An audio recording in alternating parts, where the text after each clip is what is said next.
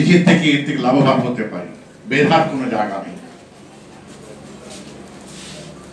আমরা বাংলাদেশ আজকে এই দীর্ঘ 52 বছর পর, 53 বছর পর একটি জায়গায় এসছে যেখানে বাংলাদেশের প্রাসঙ্গিকতা ভূ রাজনীতিতে কিন্তু অস্বীকার করার কোনো সুযোগ নেই। কিন্তু আমাদের দুর্বলতাটা কোথায়? দুর্বলতা হচ্ছে আমাদের দুঃশাসনে, দুর্বলতা হচ্ছে আমাদের দুর্বৃত্তায়নে, দুর্বলতা হচ্ছে আমার দুর্নীতিতে। আমি নিজের অভিজ্ঞতা থেকে বলতে পারি, যখন বিদেশিদের সাথে কথা বলি যে এই বিষয় নিয়ে আমরা তোমাদের সাথে আলাপ আলোচনা করি না কেন, তারা বলে তোমাদের মধ্যে সেই ধরনের আলাপ আলোচনা করার যোগ্য লোক নেই, কারণ আমরা মেধা বা যোগ্যতাকে সম্মান দিতে পারি না। আন্তর্জাতিক সম্পর্ক হবে পারস্পরিক লাভের ভিত্তিতে, পারস্পরিক মর্যাদার ভিত্তিতে। অভিন্ন নদীর পানির বন্টন আন্তর্জাতিক আইন রয়েছে, আন্তর্জাতিক কনভেনশন রয়েছে।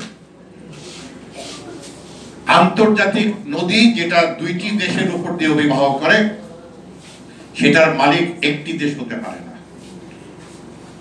সেটার ন্যায্য হিস্সা বাংলাদেশের জনগণকে পেতে হবে। যত আন্তর্জাতিক চুক্তি হোক অভিন্ন নদী পানি বন্টন নিয়ে, যোগাযোগ ক্ষেত্র নিয়ে, সেখানে বাংলাদেশের স্বার্থকে যেন বিসর্জন না দেওয়া হয়। যদি বাংলাদেশের স্বার্থ সেখানে রক্ষিত হয়, তৃণমূল বিএনপি সেটাকে সমর্থন করবে। সমালোচনা করা তৃণমূল বিএনপি বিশ্বাস করে না। যেখানে ইতিবাচক কাজ হবে সেটাকে আমরা সাধুবাদ জানাবো, কিন্তু বাংলাদেশের স্বার্থকে বিসর্জন দেওয়ার অধিকার বাংলাদেশ সংবিধান কাউকে দেয়নি। এটা আপনাদের সকলকে মনে রাখতে হবে। আজকে আমরা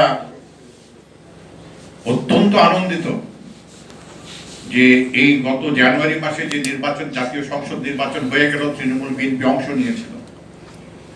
যারা তখন তৃণমূল বিএনপির সাথে সম্পৃক্ত ছিলেন না, তারা দেখেননি যে সন্ধ্যা 7টা থেকে শুরু করে সকাল 7টা আমাদের নেতা কর্মীরা এই মেরবা প্লাজায় কাজ করতেন শুধু মনোনয়ন পত্র দেওয়ার জন্য। তৃণমূল বিএনপির প্রতি লোক সেইভাবে আকৃষ্ট হয়েছে। এটার মূল কারণ হচ্ছে সাধারণ জনগণের মাথায় একটা ধারণা এসেছিল এবং এসছে যে একটা নতুনত্ব হয়তো আমরা রাজনীতিতে পাবো,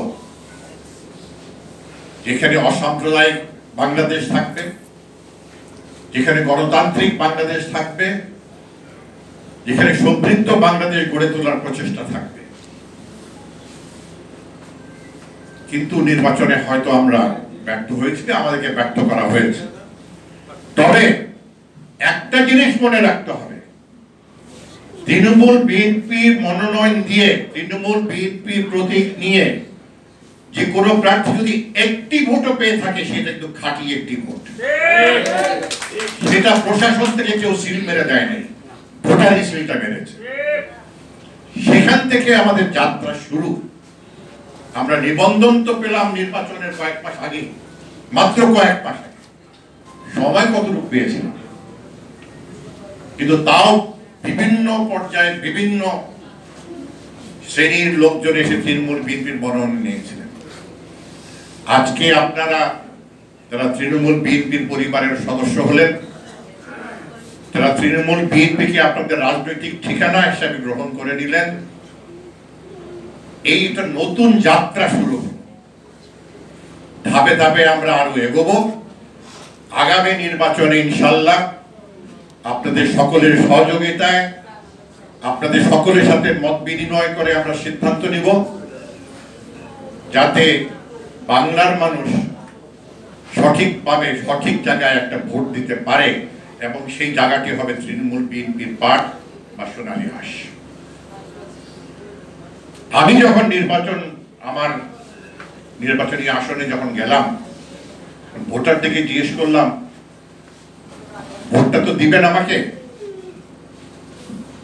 সিলেটি ভাষায় তারা বলল, সাপ ভোট তো আপনারই দিব, আমার ভোট তো কেউ গন্ত নাই, অর্থাৎ আমি ভোট দেবো কিন্তু আমার ভোট গণনা হবে না।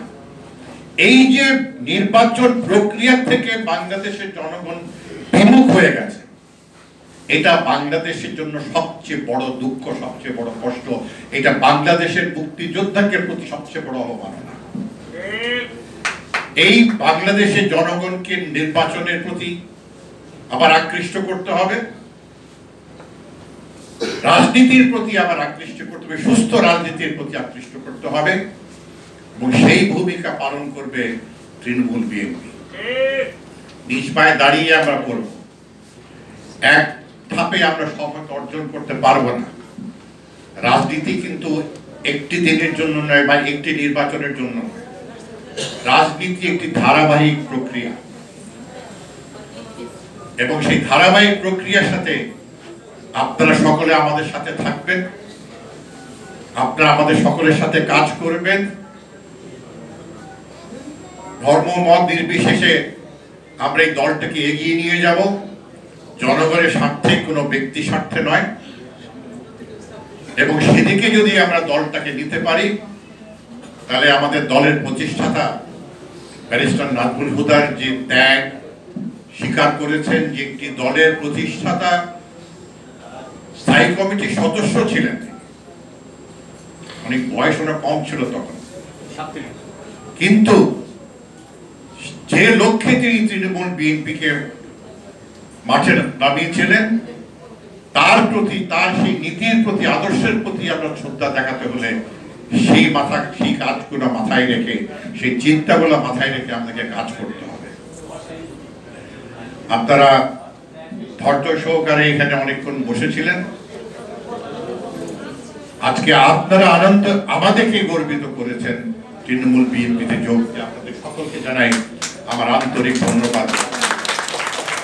জয় হোক বাংলাদেশের মানুষের, জয় হোক বাংলাদেশের গণতন্ত্রের, জয় হোক বাংলাদেশের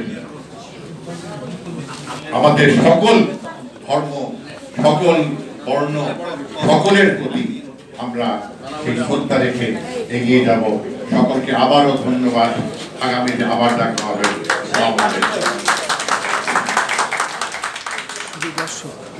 আমি আমার সাংবাদিক ভাই বোনেরা যারা আছেন, কেউ যাবেন না, দয়া করে যার যার অবস্থানে থাকেন, এবং সবাই যারা বসে আছেন বসে থাকেন, আর যারা যেভাবে আছেন থাকেন। আমরা আপনাদের জন্য যে আপনাদের ব্যবস্থা রেখেছি আপনাদের কাছে পৌঁছে যাবে।